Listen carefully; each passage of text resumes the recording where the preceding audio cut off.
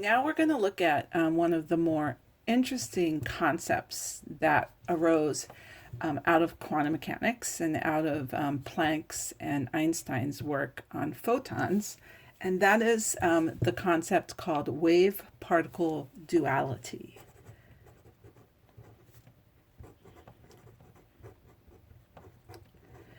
So what is wave-particle duality?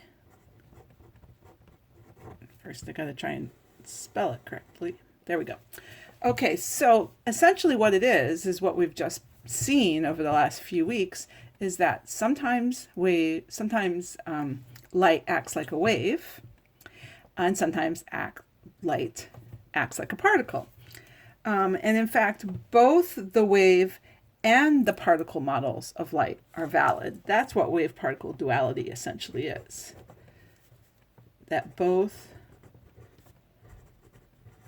the wave and particle models of light are valid. Because as we've seen, there's lots of evidence that light acts like a wave. We've seen interference, destructive and constructive interference, which is something that waves do. We've seen that light and other electromagnetic waves, like X-rays, undergo diffraction, and there's many other wave phenomena that we've seen. But we've also seen experiments that can only really be explained if you think of light as a particle. Things like the photoelectric effect and black body radiation, for example.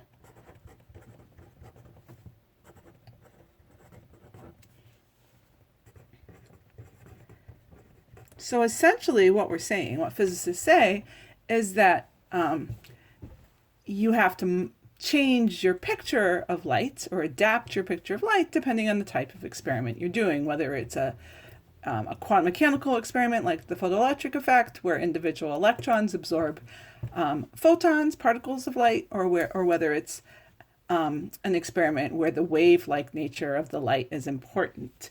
It's really hard to picture exactly what a photon, a particle of light, would look like. What does it look like? One way to think about it, I think, is somewhat useful, is to think of a little sort of localized packet, that within that little localized packet, there are waves that have a certain wavelength and a certain frequency, but that those waves are localized into one small area.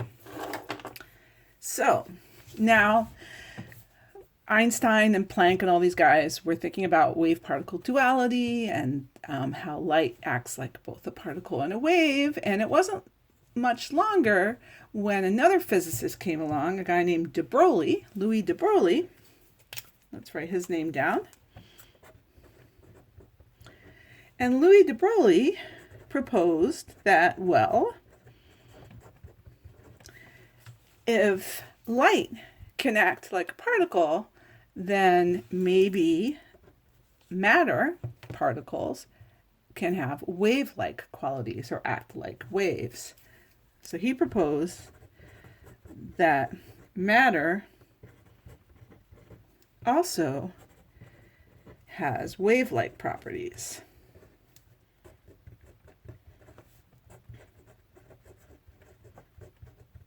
And in fact, he said you can, say you have a subatomic particle of some kind, that you can determine its wavelength. So if you have some kind of particle,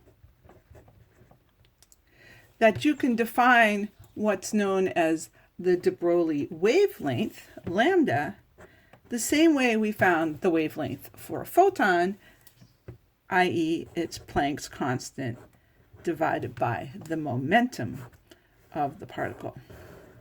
So like I said, this is something known as the de Broglie wavelength.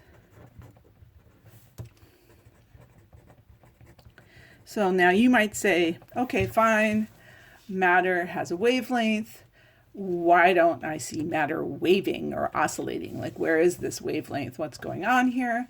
So let's actually have a look to see what this wavelength would look like, how big it would be. For example, let's start with actually a macroscopic object, not microscopic, but big enough to easily see. For example, maybe we'll do a baseball. Here's a baseball, sort of a baseball. So say we have a baseball, mass m, moving at velocity v.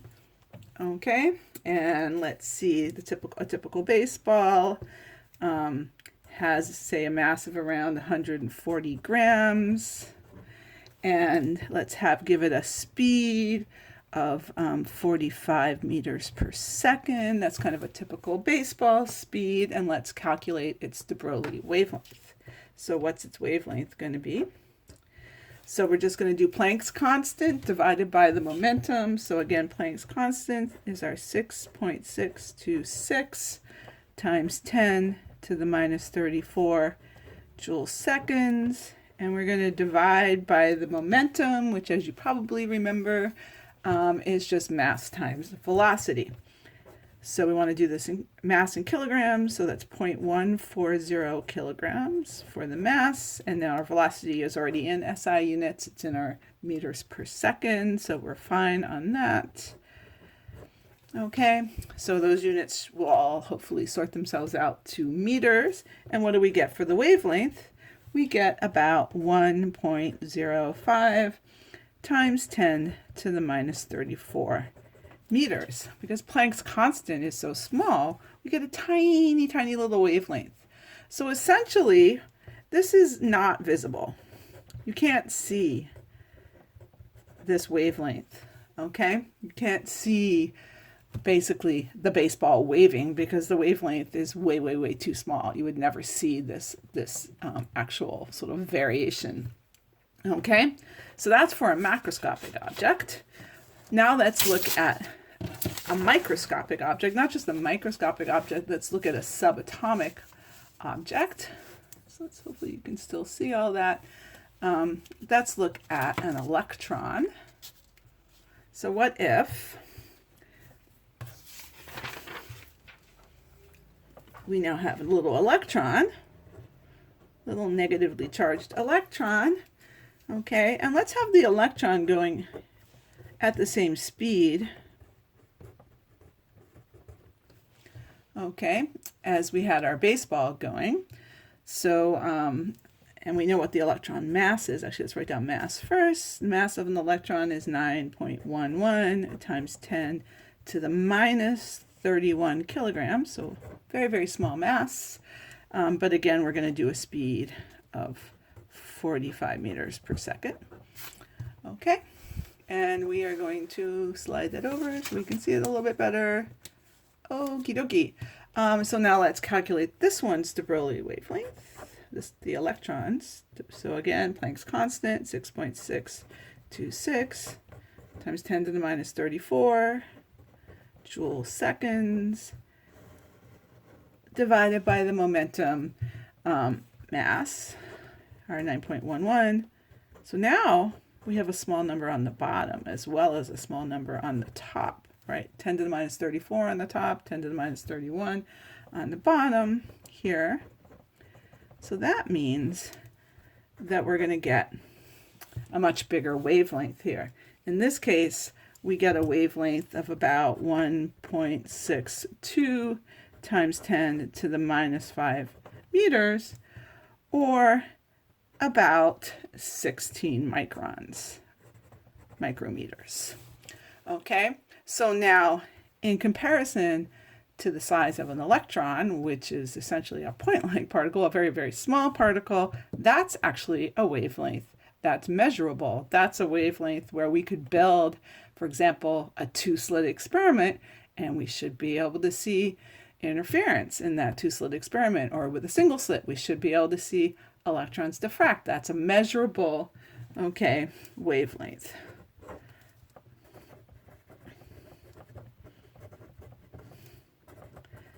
And in fact, that's what people immediately said to de Broglie, he said, okay, let's, we can test this experimentally. This is your theory. We can test this. We can see if electrons undergo interference and diffraction. And in fact, yes, they do. You can send electrons, so you can do electron diffraction.